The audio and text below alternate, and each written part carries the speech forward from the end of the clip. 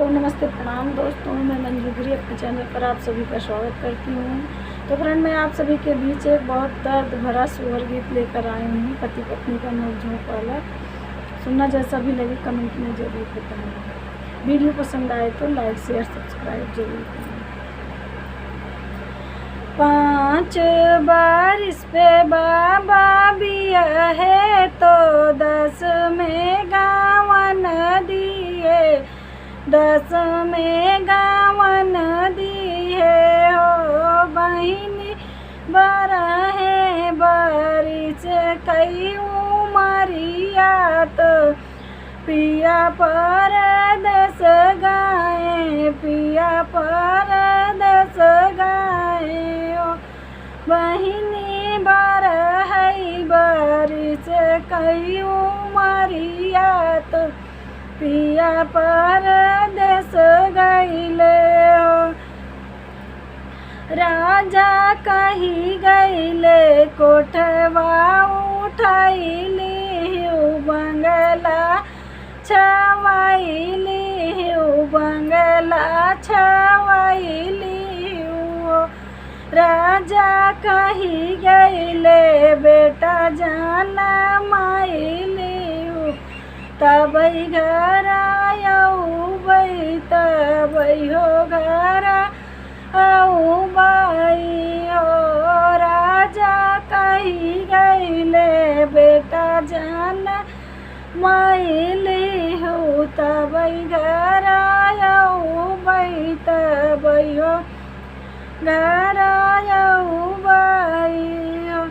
दुआरे से आई है देवराया गन बीच ठाड़ी भैया, गन बीच ठाड़ी भैले ओ भाभी काहे तोहरा मनवा उदास त मनवा धूमिल भैले, मनवा धूमिल भैले ओ। राजा कही गईले कोठवा उठाइली बंगला छवाइली, बंगला छवाइली। राजा कही गईले बेटा जाना माइली, तब घर आऊ बई, तब हो घर आई बई हो। छोड़ऊ ना भाभी पियरिया तो पहिरऊ लुगरिया, तो पहिरऊ लुगरिया नु ओ भाभी दैना ले तू जोगिनी के भेष, भैया के लगे जाती हूँ, भैया के लगे जाती हूँ। भाभी दैना ले तू जोगिनी के भेष, भैया के लगा जाती हूँ, भैया के लगा जाती हूँ। लाख रुपया भैया दई है तो जिन लियो भाभी, तो जिन लियो भाभी नु ओ भाभी लाई ले मुख कई रुमालिया तो हाथ कई अंगूठिया हो भाभी लाई लियो मुख कई रुमालिया तो हाथ कई अंगूठिया हो।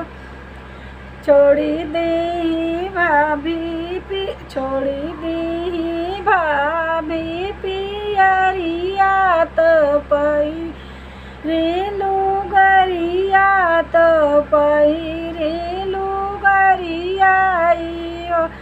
भाभी धैली जोगिनी के भेष, भैया के लगा गईली, भैया के लगा गईली। लाख रूप रुपया राजा दिहले तो रानी नाही लिहली, तो रानी नाही लिहली नियो। रानी लाई लेली मुखे कई रुमलिया, तो हाथे कैया गुठिया, तो हाथे कैया गुठिया हो। बरहे बारिश पियवा लौटे, तो बरहे बारिश पे राजा लौटे। आंगन बीच ठाड़े, आंगन बीच ठाड़ी भाई, रानी के कर जन मल होरी लवा गोदिया तोर खेलाई, गोदिया तोर खेलाई। पेटी से निकालई रानी, पेटी से निकालई रुमलिया, तो यौरऊ अंगूठिया, तो यौरऊ अंगूठिया। राजा चिन लेता अपनी रुमलिया, तो अपनी अंगूठिया हो।